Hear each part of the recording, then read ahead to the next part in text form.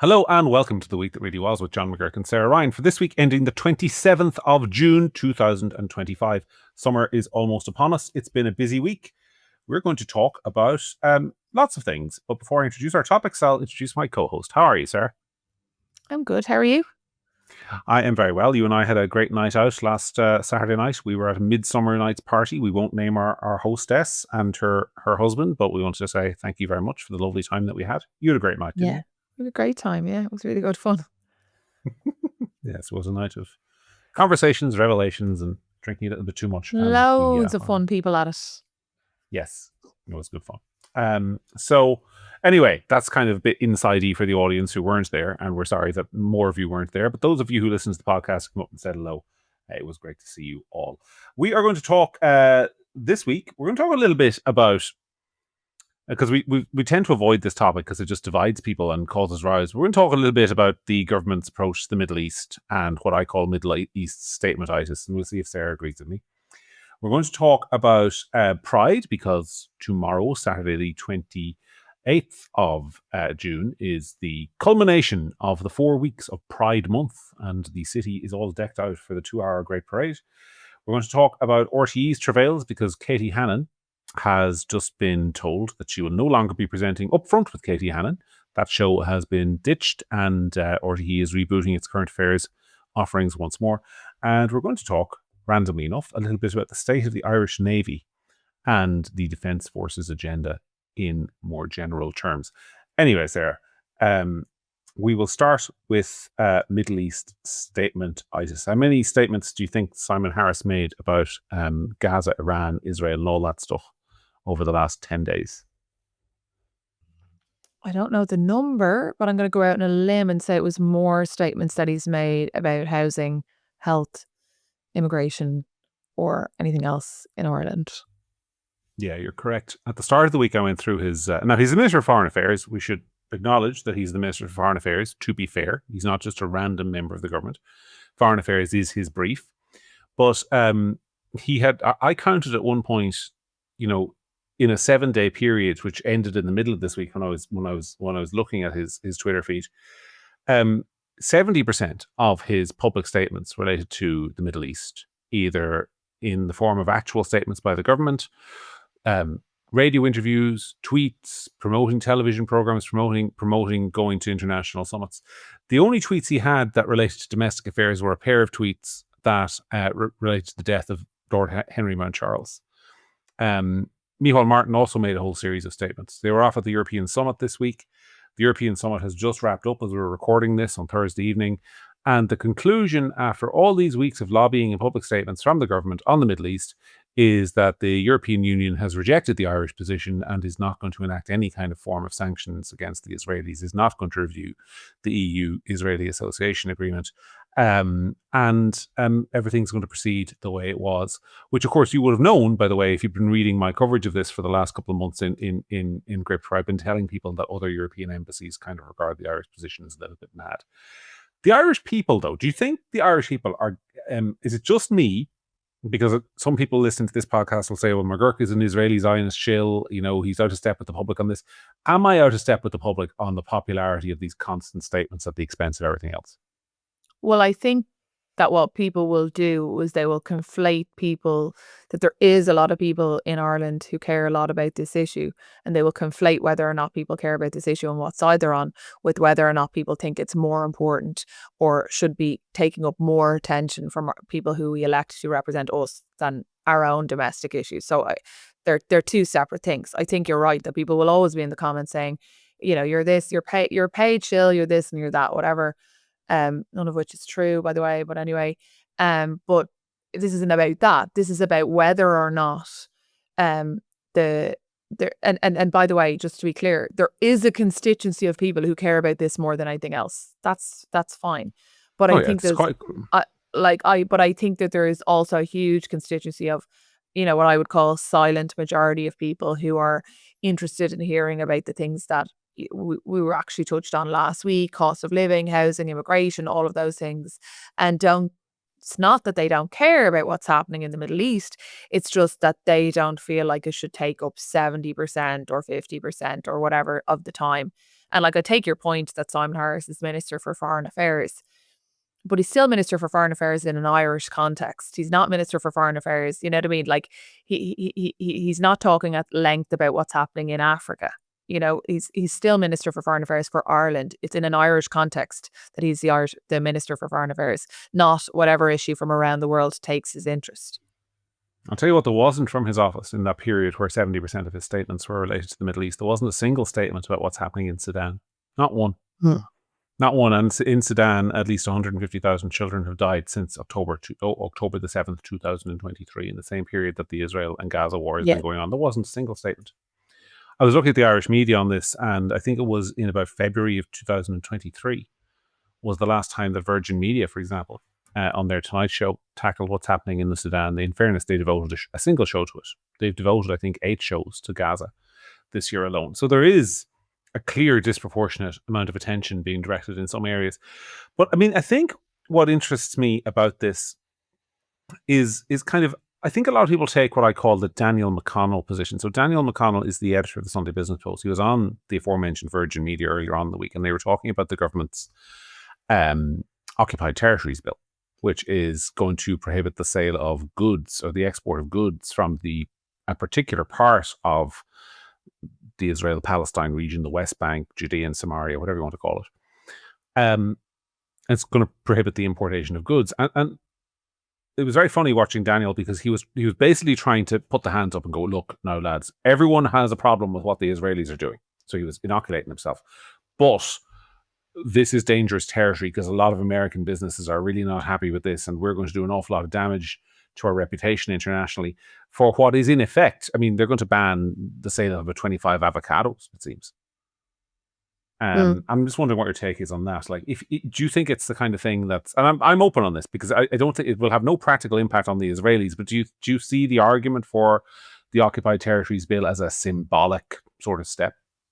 Well, I think symbolic steps have worked in the past. And I think that if you are a person and who cares very much about this issue, and you see all this these horrible videos, and you see all this death and horror for months and months and months and months and months, then I think you're probably open to a gesture that makes people feel like something is being said or some message is being sent, and that might make them feel a little bit less powerless. So I can kind of go along to a point with that. But it's that I think the way I would see it is that, and again, I know I'm going to get a lot of hate in the comments for this, but like it's completely, like, in practical terms, it's not going to make any difference. And so I think it comes from a political class that, in my opinion, and I'm talking about not on this but on other things and this a little bit, or who are kind of addicted to virtue signaling, and who do things because of what they look like rather than what they do. And so there's a part of me that says, okay, if it sends a message and it makes people feel less powerless, okay, well, that is something. But then there's just another part of me that feels like it's more virtue signaling, more like toothless nonsense from a government who want to be seen to be doing things that don't actually do anything. And that makes me a bit allergic. So I'm a bit torn on this one, actually. I'm not torn. I'm not torn at all. I think it's arrant nonsense. I mean, here's why I think. I mean, Simon Harris, a quote from Simon Harris this week. I'm quoting from Keith Kelly in the Journal, who quoted Simon Harris as saying the following about the Occupied Territories Bill. This is the Taoiseach. Quote, let's not forget one thing before we get into the detail of the legislation. There isn't another country in the European Union that you can visit today and ask a government minister about their bill to ban trade and the detail of it, because they don't have one, Harris said. So he's making the point that there isn't a single other European country that is doing this, not one. And at the same time, but John, like there's no other European country doing this is not necessarily the basis of good policy. There's no other European country spending about 7 billion on a children's hospital either, but that doesn't mean it's a good idea. Well, that's true. I mean, I guess the point I'm making is this. Simon Harris's entire political career, and I would say this is true of Micheál Martin as well, but his entire political career, I want people listening to this podcast to think about the high points of that career, his big successes. what launched him from sort of like ordinary backbencher into minister. It was probably campaigning on things like scoliosis and autism and saying, we as a society need to do better. Look, thank God that's all been sorted. So, yes, thank God there's nobody waiting. No children are waiting for scoliosis operations anymore. He didn't fix those problems. So he was very clear that the problem needed to be fixed, that there needs to be a moral dimension to Irish politics. Then his big break that turns him from sort of like, interesting young guy in the cabinet to kind of like the housewife's darling, is the abortion referendum. And he's out there and he's campaigning for the rights of women. And he's saying, we have to be a different kind of society. We need to take a stand. Yeah. Then it's the scoliosis thing. We have to fix scoliosis within 5 years. Yeah. Not so great for not so great for the housewives who got cervical cancer, but okay. And well, they gave him a pass on that. A lot of them, I'm not speaking for everyone. Obviously, I know there's some very angry people there, but like the women of the country gave him a pass on that. You didn't. The point I'm making is that this is a guy who's never actually delivered anything practical in his life. Didn't do it. Can't do it. Can't deliver on housing, can't deliver on hospitals, can't deliver on crime, can't deliver on pretty much anything else. But the one thing he can do is he can take a bloody moral stand. He can be a high priest. He can stand in front of you and say, we are better than those people. We have to be better than those people on every single issue. And the war in Gaza is his opportunity to do that on the international stage. It is Simon Harris, Pope. That's what we're getting. And it is fucking nonsense. And I dropped that F-bomb advisedly because he is essentially using the power and position we've given him to grandstand internationally on the world stage, and that could be forgiven if it was remotely effective. But he's gone to the European Union this evening, or Micheál Martin has on his behalf, the two of them lobbying all week for some kind of action. The European Union has to act, and they've told him to go and get stuffed. So it hasn't worked. It hasn't advanced the Irish position. It hasn't done a damn single thing for the people in Gaza. I mean, are the people in Gaza better off now than they were before we recognized the Palestinian state? No, they're not. Are the Israelis more likely to listen to us now than before we pissed them off? No, we're not. No, they're not. So I think the entire thing has actually shrunk Ireland as a diplomatic actor in the world stage. It has done absolutely nothing for the people he pretends that he wants to assist. And at the same time, it has been a distraction from doing what the Irish people elected him to do, which was maybe to build a few houses here and there. I mean, I think the entire thing is not only wrong, but morally shameful, the way he's spending his time.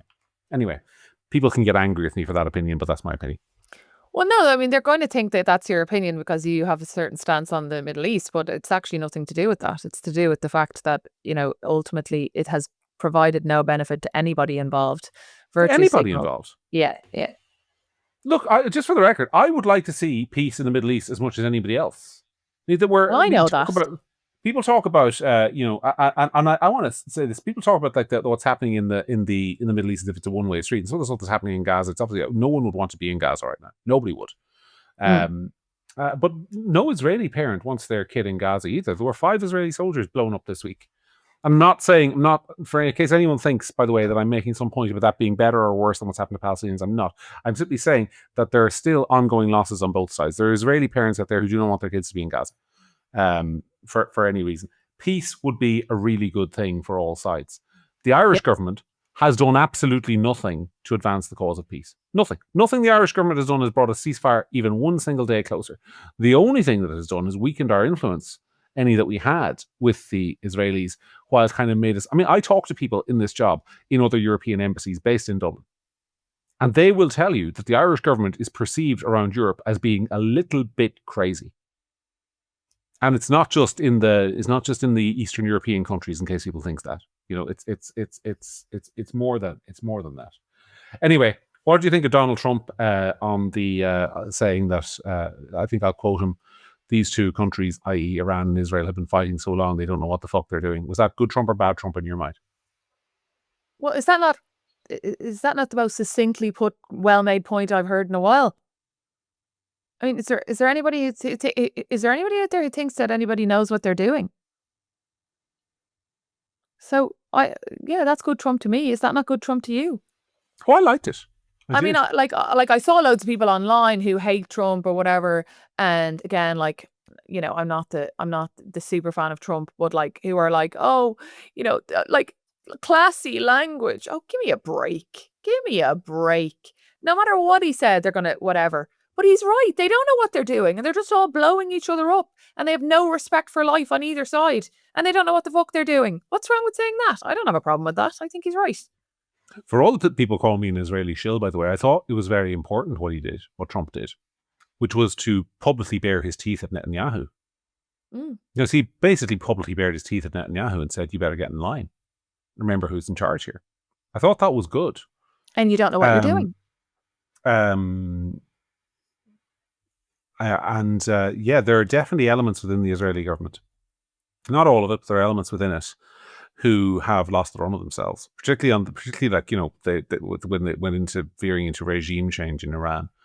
I mean, I think most sane people who understand what the Iranian regime is would like to see a regime change in Iran. But the idea that you can bomb a country into regime change and that they like you for it seems to me to be a little bit naive. And I think nobody knows whether the Israelis and the Americans accomplished their objective of eliminating the Iranian nuclear program, right? Nobody knows. There's one set of intelligence said it's been set back many years and others saying it's been set back many months. But what I find is interesting is if it only set back many months, then the Americans will have to bomb it again. This lot can't have a nuclear bomb. They just can't. They've said they'll use it, and they said they'll use it against their enemies if they get one. So, again, fight with me if you want. But I thought it was really good Trump, I have to say. And I am a Trump skeptic, as you know, but I thought that was Trump at his best. And I think Trump had the best week of his presidency over the last 2 weeks. Do you not think? Well, I think that kind of no-nonsense, cut to the chase, kind of common sense kind of Trump is the best Trump you get. Mm-hmm. And I think that just kind of cutting through the weeds or whatever and just saying you're all like a plague on all your houses is good Trump.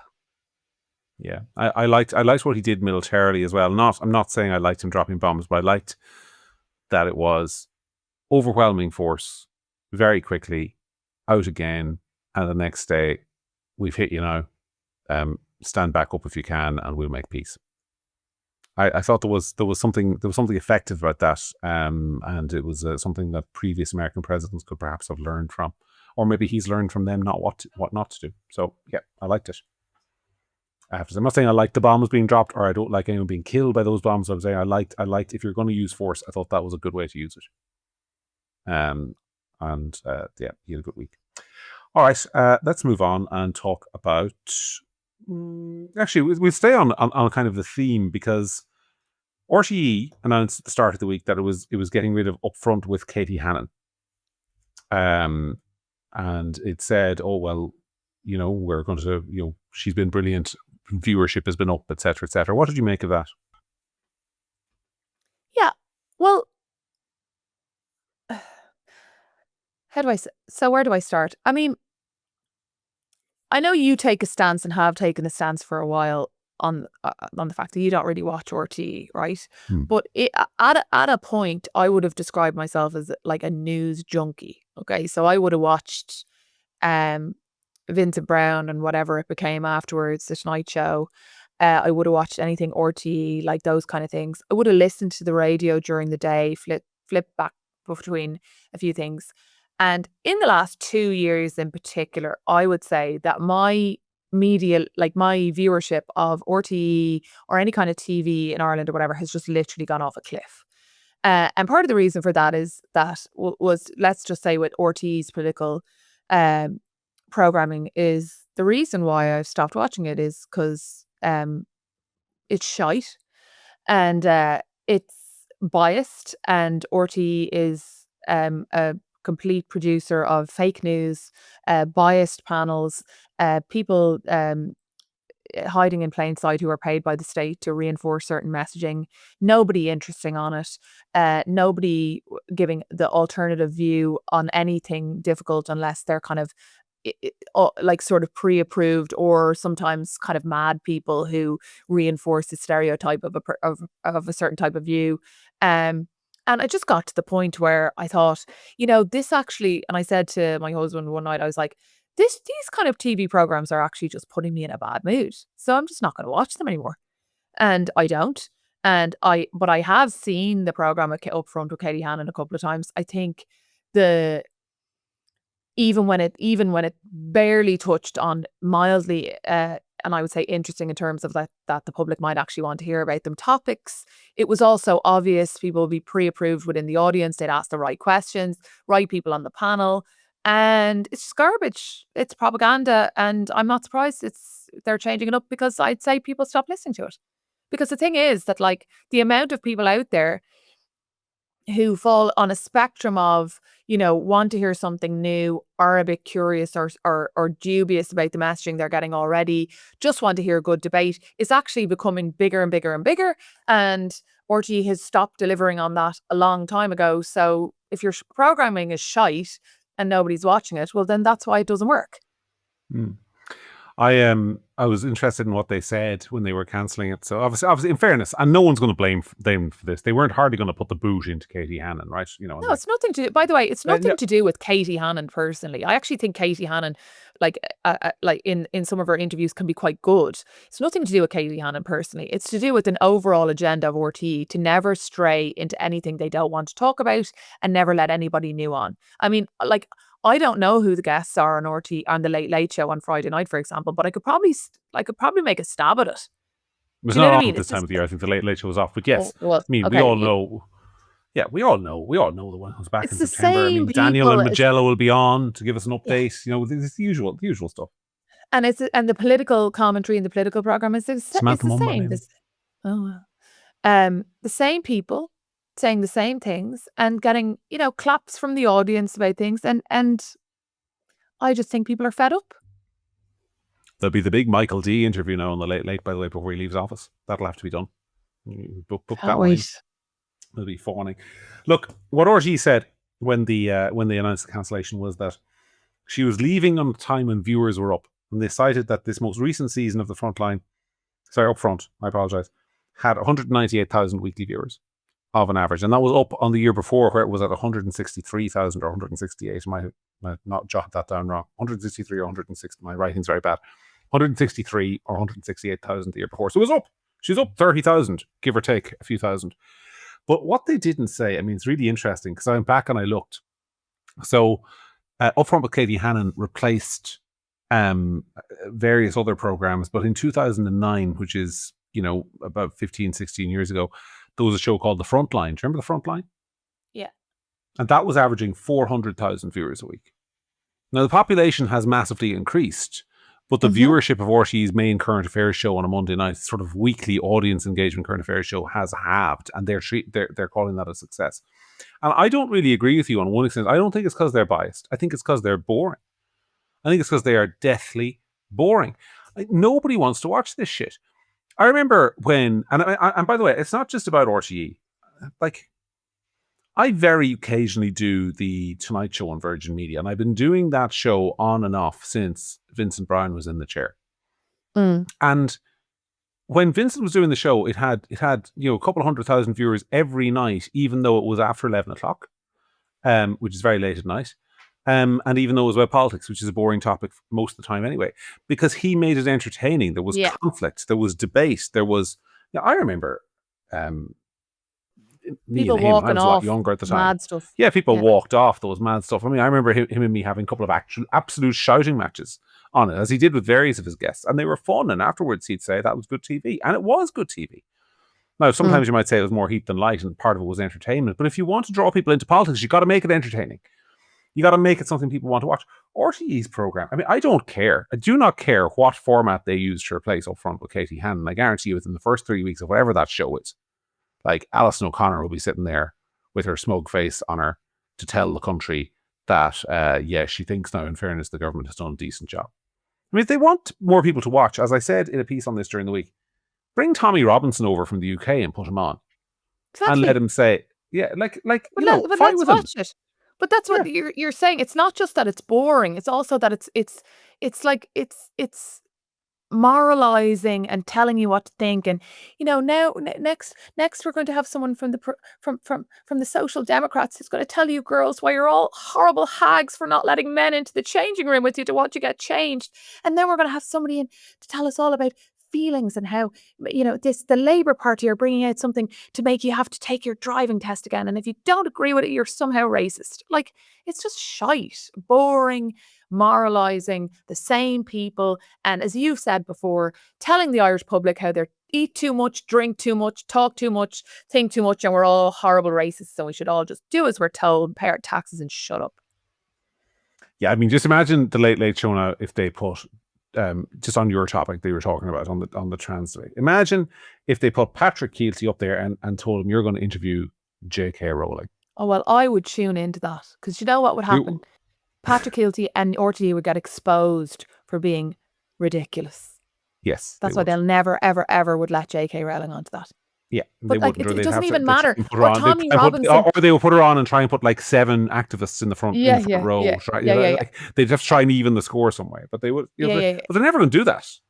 No, and that's why people stopped watching, John, because people want to hear that if you're the state broadcaster, people want to see they're in. We talked about this before. People increasingly are at dinner parties and they're quietly in the pub and they're having more and more honest conversations about what they really think about immigration, about all this stuff. And then they turn on the TV and they see two gobshites talking shite about this in a moralizing way that's not reflective at all of what people really think, and they turn it off because it's not real.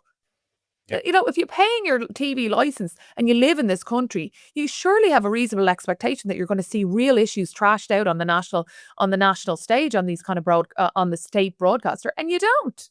You see Magella and Daniel O'Donnell and Patrick Keelty and stupid TV programs that claim to be about politics, which are just a bunch of state actors talking to each other and patting each other on the back about how deeply moral and wonderful they all are compared to the rest of us. Like, it's boring and shite. No one wants to watch it. And that is why 20,000 people a week tune in to me and you across all platforms. And we're very grateful for them, because even though, in fairness, you don't get a whole lot of balance on this podcast. Gee, I mean, we're here and we offer our opinions, but I think at least we tend to be entertaining, or try to be entertaining. Not that it's a comedy show or anything like that, but we at least try and... But that's the thing, like, that the people are so... They hear all this crap all the time about this and that and the far right and right wing and all this garbage, all these words just thrown around, weaponized, whatever. And then somebody was saying to me the other day, they said, and this is the second or third time this has happened, that they said, I listened to your podcast, and yeah, like, I was really waiting to hear something really controversial, and there really wasn't. And it was just two people within the same week used the same expression to me. They said, it just felt like kind of common sense, like it sounded like what I hear my friends talking about. And this is the thing. The reason why Katie Hannon in a show like that is not being watched is because it's not reflective of what people are hearing. Yeah. Well, it is. No, this is the thing. And it actually brings me on nicely to our next topic. No, because I want to talk about this, because I want to tie these things in. Because it is reflective, but it's not reflective of the public as a whole, but it is reflective of... I went on to the revenue website this morning. In fairness, not because I owe them any money, or indeed that they owe me any more money, because I saw somebody tweet this and I wanted to check it for myself. And I went on to the revenue website this morning, and above the revenue.ie, which is written in big letters in the top left-hand corner of that screen, there is a flag flying over revenue. And it is I'll have to get this right because I checked up what flag it was exactly. It is the Intersex Inclusive Pride Progress flag. Yeah, okay. You're saying boring. I did a whole thing for I don't care about this stupid flag. Like, do you want to break down the flag? I learned all this. People can't see the flag, so there's no point. But if you go onto revenue, it's there, and it's got like a triangle with a yellow circle. That's for the intersex people. Then it's got like the blue and pink. That's for the trans people. Then it's got like, oddly enough, brown and black, which is for apparently minority ethnic people. I don't know whether they're gay, minority ethnic, or straight ones, but that's who that's for. And then it's got the rainbow for the for all the normal gays, just the old-fashioned gays, and they're kind of... It's very funny when you watch this triangle coming into the rainbow flag. It's like all the normal gays are kind of been slowly squeezed out by all these new groups. But I think when you talk about RTE and the conversations they're held in the media, it is what people say who live in a world where they're going to work every day in RTE, where there are pride flags everywhere. Where you go into the Oireachtas, I don't know if anyone's been in the Oireachtas recently, where there are pride flags of this flag is absolutely everywhere. Where you go into a hospital or a school, or a trade union, in that sector of society where the ideology is, I don't want to be dramatic and use words like cult, but it's cultish. The sycophant, the devotion to the national ideology in some sectors of society, which is then reflected in RTE. So it's not. But they're not. But you're describing state employers where people are paid to reinforce that garbage. Well, that's what RTE is. I mean, but you're saying, I'm saying it's not reflective of what people are talking about out there, and you're saying it is because it's on the revenue website. But the revenue is just a state, John. Like that's not real. What I'm saying is, sorry to bring people back in the conversation, but I was saying, Sarah was saying that, and correct me if I'm wrong, I don't want to put words in your mouth, but you were essentially saying that what you see on RTE is not reflective of the conversations that happen in the pubs, right?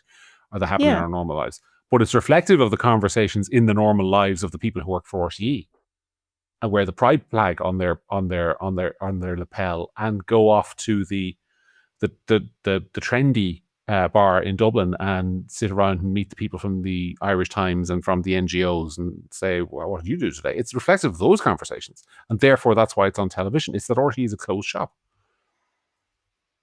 Yeah, I don't count those people as normal people, as in like day to day. They're not the kind of people I'm talking about, because I think that they're the drivers of this. This is who they are, but they have been given too much power to dictate who we are as a country, what's on our revenue website, what's on our state broadcaster. They're not the average Joe and Mary down the pub that I'm talking about.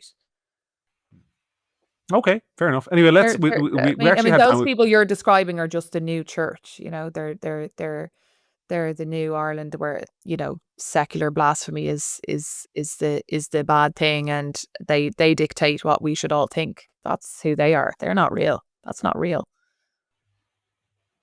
Well, look, I've kind of drawn out the segue between two topics, one which was RTE and then one which was this one, which we're kind of half into already. But I just want to ask you, have you had a good Pride Month?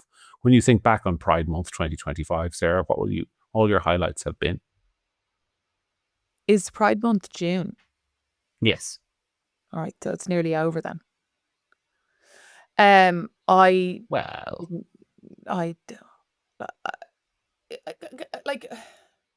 Anyway, some people still have the Christmas decorations up at the end of January. I think there'll be a few Pride events going on in August, September.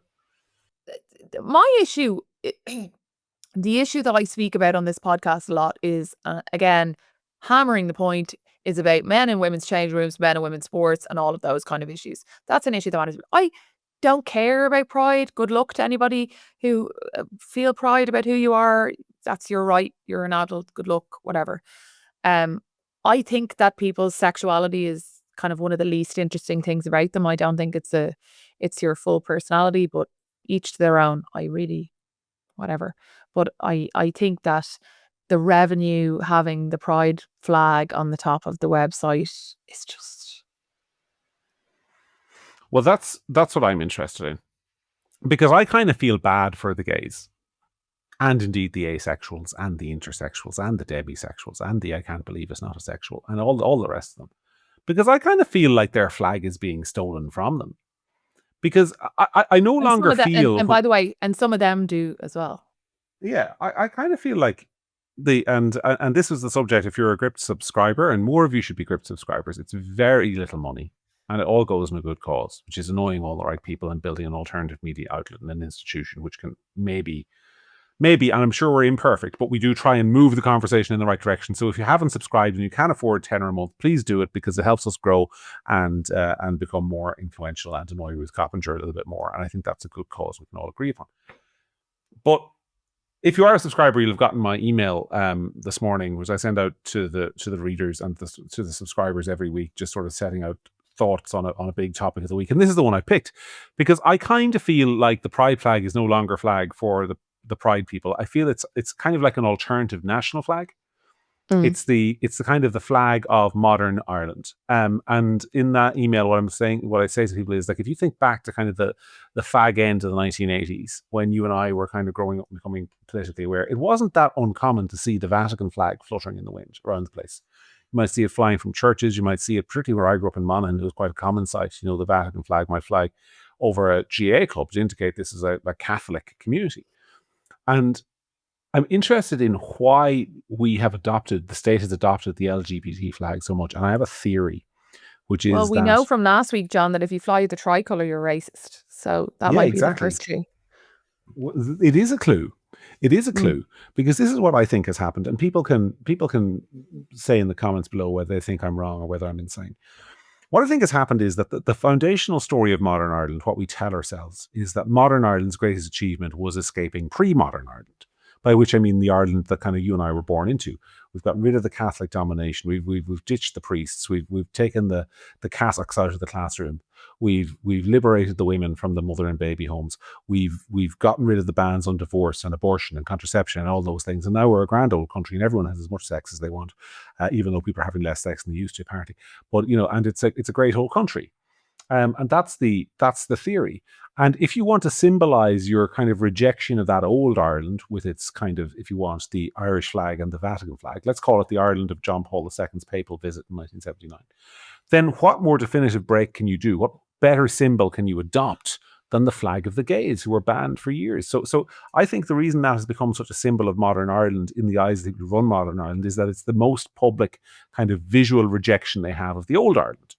Does that make sense? Or am I just rambling? Am I putting too much kind of and so yeah, I think it's kind of, and as you say, it's become kind of like the flag. It's not the flag of the country, because you can't use the tricolour because you share the tricolour with the old Ireland. I mean, John Charles McQuaid, if he was around, God love him, Sarah, he'd have no problem with the tricolour. He was grand with the tricolour when it was around, but he'd be really pissed off by the LGBT flag, and that's why it has to fly all the time in Leinster House, and that's why it has to fly above every council building, and that's why every school has to be festooned in this stuff, and that is why it's the official religion of the state, because we needed something to replace Catholicism with.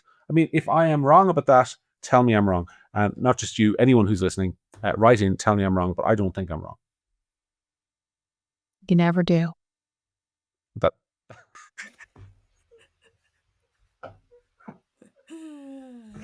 okay, that one goes in the Hall of Fame. That's a burn. That's a burn. That's the barrister. See, she's just so surgical. She's like, just waits for the opportunity to puncture the witness on the stand. Yeah. So anyway, that's me deflated. But anyway, I thought before you deflated me, it was actually a pretty good rant. But what do you make of it? Or am I overthinking it? No, I don't think you're overthinking it. I mean, I'm still, quite insulted by the idea that the tricolour, which to me is kind of the, Irish flag, but also a symbol of things that I enjoyed or good memories I have, Italian 90 and all those kind of things, So the tricolour, to me, to be told that we're racist if we fly the flag outside our house is still is still irking me, to say the least. And I think that there seems to be in these kind of we'll call them media classes or whoever it is, kind of moving away from the tricolour, and God forbid you would ever say anything about the pride flag. So yeah, I mean, I think that people are so consumed with their interpretation of what this new, modern, kind, nice Ireland is, that they want to dismantle every single thing that they might associate it with that. And I think you see that across the board in loads of things. That, anything to do with the old Ireland is now bad. Masculinity is toxic. The flag is racist. Religion is backward.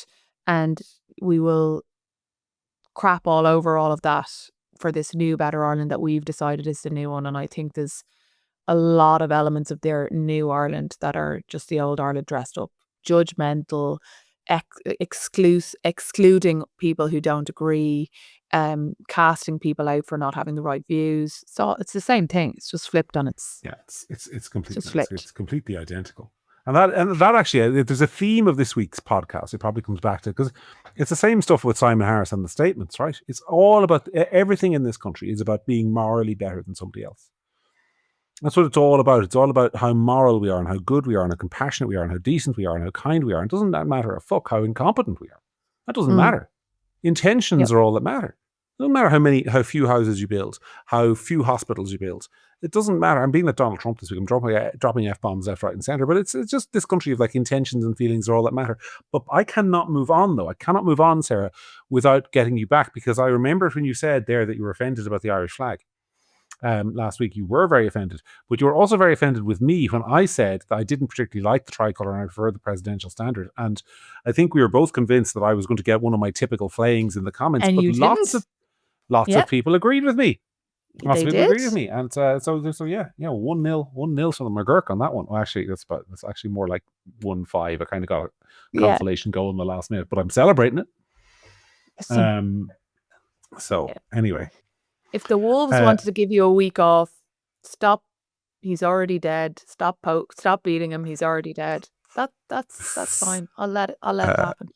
A lot of people also agreed that the flag is green, white, and gold. So Yeah, no, I remember growing up, I constantly heard that. And I remember actually that it was, and the reason I say that is because I remember the part of Monaghan where I grew up had, as much of County Monaghan does, by the way, it's about 20%, I think, in the last sentence, maybe 18% Church of Ireland and Presbyterian. And I remember when I was a teenager talking to a local Presbyterian and who had made the point that the flag is green, white, and orange, and he was sick of hearing people say it was green, white, and gold. That it was supposed to be like, how do you think I feel when people say it's green, white, and gold? So it was a common thing. And I remember that point being made to me. It always stuck with me. Anyway, we will move on, I think. Did you enjoy the Irish Army's investment in electric vehicles this week? Do you want to tell the viewers and the listeners about the Army's? Stop, will you? So it emerged this week. Now, John, you have the figures in front of you and I don't. So you can help me out here. That the Army spent, was it €350,000? They haven't spent it yet. It's €299,000. All right. 299,000. So we'll just call it 300 on converting two vehicles. Yeah. Just the two vehicles from, would it be fully diesel into electric? Yeah, these are 2003 Land Rover. God, I've forgotten the name. The old clunky ones, anyway. The ones that they use to tow artillery. Cruiser, is it? No, it's not. It's not. No, this is going to kill me out at the end of the podcast. And I don't know anything about cars. Anyway, the point is that they were being converted from diesel to electric. Yes, they were. And these are the purpose of these is to tow artillery around the battlefield, by the way.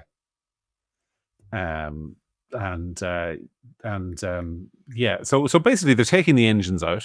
And presume for that you'd also have to remove, I'm guessing, the gearbox as well, right? I don't know much about cars either. I'm not going to pretend. Yeah, I'm good. I'm pretty good, I think, at driving them. But like in terms of the engines, I can just about find my way around an engine, and that's it. But I'm guessing you'd also have to replace the gearbox. And you'd have to insert a big battery into the car, right? You're putting an electric motor into it. So there'll be a bit of work there to do on these old Land Rovers. But yes, the entire cost of doing this work is being budgeted by the Department of Defence at $299,000 to make the military environmentally friendlier. And to put that into, modern money, that is nearly one Dáil bike shed, which is a lot of money. Yes. By the way, Land Rover Defenders. Defenders. Declan Ganley, if he's listening to this podcast, will kill me because he's got like 5 of them, right? And he likes driving them around. Defending what, we don't know. But the government have 2 Defenders that they're changing it. But I mean, I don't really want to go on another mad one about the spending and the overspend and the waste and all that. But I suppose it seems excessive. But do you not know that the purpose of the Irish Defence Forces is not to defend us against foreign enemies, but to defend us against climate change? Did you know, for example, that over the last couple of years, the Irish Department of Defence spent €350 million climate-proofing what they call the defence estate? There's all the bases and stuff. And this was counted as enhanced defence spending, by the way, increased defence spending. What did they spend it on? It wasn't on more guns or more training. They spent it on climate-proofing the defence estate. And I'll tell you another little story. And I'll tell the audience another little story.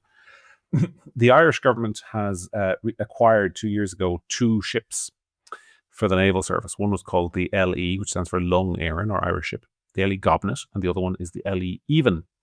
And they acquired these ships from His Majesty's Royal New Zealand Navy. And they are what's called inshore patrol vessels. And they acquired them for the very cheap price of 13 million euros each, which is ridiculously cheap for a naval ship, should be said. But the reason they were going so cheap is that the New Zealand Naval Service had acquired these ships, and they had discovered that they weren't suitable for the waters off New Zealand, where the waters are a little bit too choppy.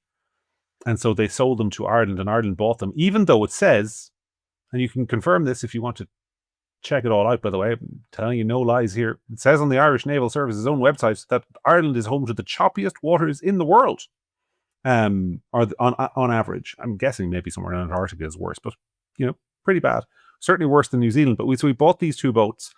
They've been moored up in Cork for the last 2 years. They've never set to sea. We've 8 boats in total now. We can only put one of them to sea at a time. We've only got 740 people in the entire naval service, and essentially we can't defend the coast. I mean, how is this a sustainable position? Am I the only person who cares? No, it's just It's kind of funny. Like, it's so stupid, it's funny. So there's 8 boats, only one can go to sea at a time, but none of them have done anything for 2 years, and they're not really seaworthy in Irish seas anyway. These new ones, they've had them for 2 years. They're moored up down in Cork at Crosshaven, I think, and they can't put them to sea because they require a crew. These are small boats. These are not big boats. These are, I don't even know if you even rise to calling them a ship. They're what's called an inshore patrol vessel. So it's not really supposed to go any more than 4 or 5 miles from the coast, ideally, which isn't great for a naval service. But yeah, they need a crew of 20, and they don't have the crews to put on them. I mean, it is banana stuff, Sarah. I mean, like, then you look at all these statements we're making about international affairs, and we don't have a navy big enough to put one boat to sea. I mean, Denmark has a fleet of 16 ships. Denmark, which is the same size as us, and like, not boats, ships.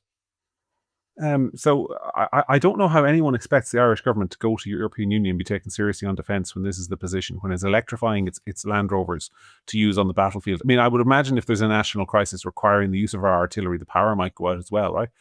And they have a navy that we've boats that don't suit our waters, and we don't have crews to put in them.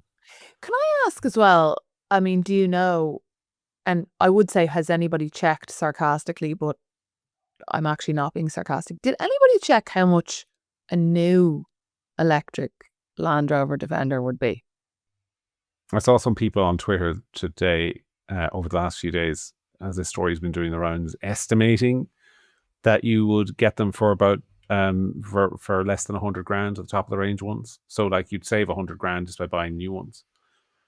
But I mean, my guess for the record that about this spending is that it's actually being the Irish government.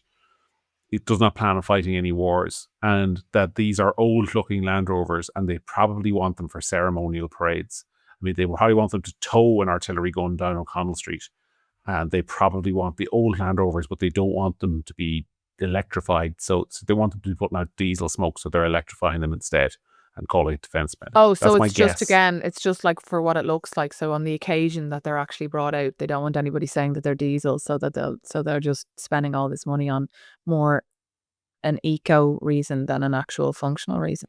I have no evidence of that. I want to stress that. No evidence. I have no sources telling me that. I'm just saying that seems to be the most likely explanation.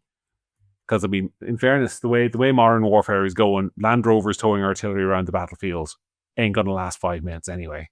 So if that's what we're relying on to defend ourselves when, the Spanish land and invade, or whoever it is, we can forget it, right? But, so I can only assume it's for some kind of ceremonial purpose.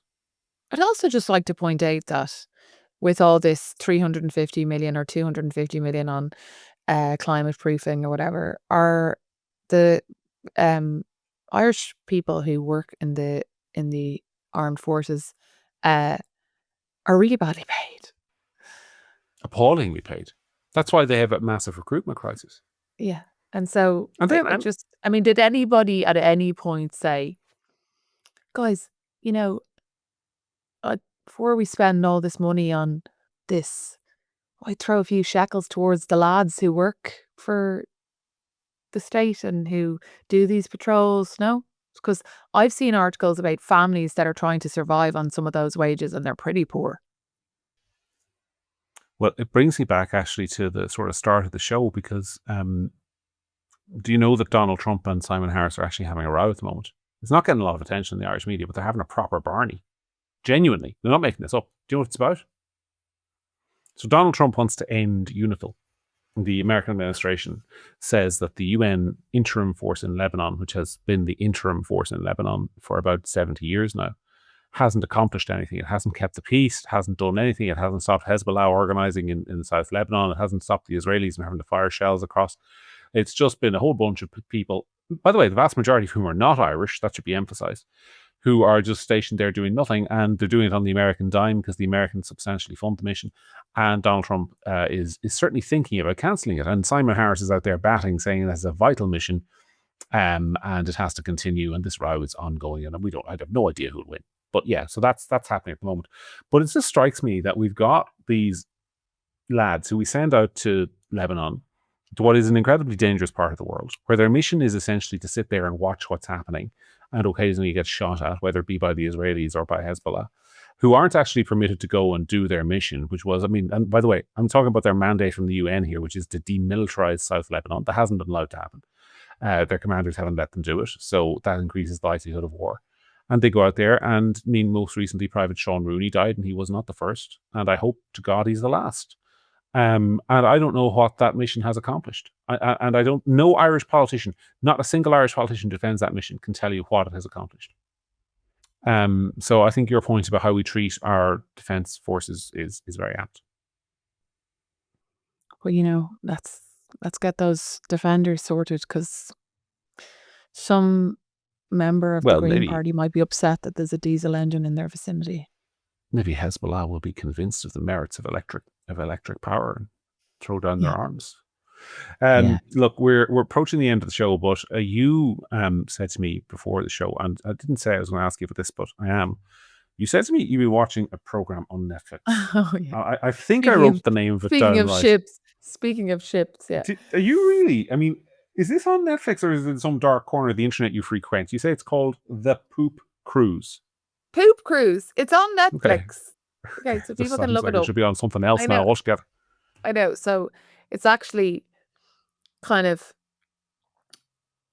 it's a documentary about a ship a few years ago. I can't remember the year, but like in the last few years, and people will kind of vaguely remember when I say it, that basically was a cruise liner, loads of Americans on board, whatever, and it's out to sea somewhere between, I think, off the coast of Mexico or something. Anyway, and the ship loses. There's a small fire in one of the containers of the ship, and then it loses electricity completely. And obviously, everybody thinks the electricity will come on within an hour or two, which turns out that it will not, because the fire has burned through all of the cables, and there's no possible way of putting the electricity back. And so, long story short, the documentary is interviews with the crew and whatever, and people who were passengers on the ship, about the 8 days that they floated at sea, and how within about 12 hours the toilets stopped working completely, but on day 3 or 4 the toilets overfilled, and human feces and excrement was spilling out of the ceilings and people were having to sleep out on the deck because there's no air conditioning. And it's kind of fascinating, gross, like really, really gross, but oddly fascinating to watch. Very traumatic. The listeners have ever wondered what Sarah Ryan's television viewing habits are. Now they know. No, this is a new thing that came on Netflix this week. Other people will have seen it, but it's fascinating. Like how fast things went badly on the ship. Like, you would imagine a cruise liner, they'd only been in Mexico the day before. You would think like it's not that far off. You would be shocked at how quickly it descended into chaos, and the food ran out, and just hell. Well, I think probably the food running out is probably a good thing, given that it was all apparently running through them at high speed. But then they thought the crew on the boat thought that it was a good idea, but to keep people happy, to open the bar and give everyone free drink. Enough said. I know. Oh dear. Did I ever tell you that I have no functioning sense of smell? So I'd have been grand. It was a visual assault as well as a smell problem. Well, that's something. I'm not squeamish, and I've no functioning sense of smell. I probably would have survived better. No, I wouldn't have liked it at all. It's funny because I live in the countryside, and where I am at this time of the year, if you are also a country dweller, you'll be familiar that after the silage gets cut, when an awful lot of it was cut last week, at the end of June, comes the time when the farmers empty the contents of their slurry tanks onto the surrounding fields. And I'm kind of walking around the house here fine, and my poor beloved wife, who is not an original countryside dweller like I am, is I think she's either thinking of divorcing me and going to another country, or just selling the house and moving somewhere else. She just can't handle it at all. But that's rural life for you. But I wouldn't Well, change it for the world. I'm in Malahide, so if you can hear the background, you can hear Neil Young and Van Morrison playing in Malahide Castle tonight. So my environment is much nicer than yours right now. It is. All right. Okay. Look, we will leave it there. It has been a pleasure, as always, to be joined by Sarah, and it's been a pleasure to have this conversation with her, but it's also a conversation with all of you who listen to us on this podcast, and we are grateful that you partake in it. And we do read all of your comments, even the mean ones about my glasses, and the ones about how much you fancy Sarah, and all those ones. We read them all, and we appreciate most. Oh of yeah, them. no, so they're not all nice about me. Someone was giving out a couple of weeks ago about me saying that I was going on a boat. For clarity, the boat to Lambay for my friend's birthday is not a personally owned boat. It's a tour. It's called Fish and Trips, and anybody can take it. Look it up. But someone was in the comments being like, she's on her we boat. took the boat out. Yeah. Did I say we took the boat out? Well, that was sorry. That was actually. You did. Did I? No, Okay, I well, didn't. no. No, I knew, but I can see in retrospect how somebody might have thought, given that you live in Malahide, you're a barrister, you're married to a dentist, I all don't those have a things, boat. that it might have been the family yacht that you took out. I can see how people No, might it's have thought that. a tour. Maybe I said because we've done it before and it's so much fun. And it's like a 12-person boat, and you just pay to go on it. And it goes out to Lambay, and you can go swimming, and it's a fabulous trip, and anybody can go on it. So just for clarity, I don't have a boat. And well, actually, if you're looking for boat trips, my wife, my beloved darling wife, was last week. Oddly, when Sarah and I were off partying, she was on a boat trip of her own. She went to the Salty Islands where she saw the puffins, and she said it was one of the best and most exciting day trips of her life. And some of her photos are excellent, but she won't let me share them with anyone because she doesn't She's like shy. people knowing. Yeah, well, she doesn't. Well, because if I share her photographs, oftentimes she gets the trolls, right? She gets the kind of the people who decide that it's a good idea to go after the person you're married to because they don't agree with something you've written, and that's just a fact of life, unfortunately. But well, I've seen her photos, and they're beautiful. Thank you. You're very kind to say so.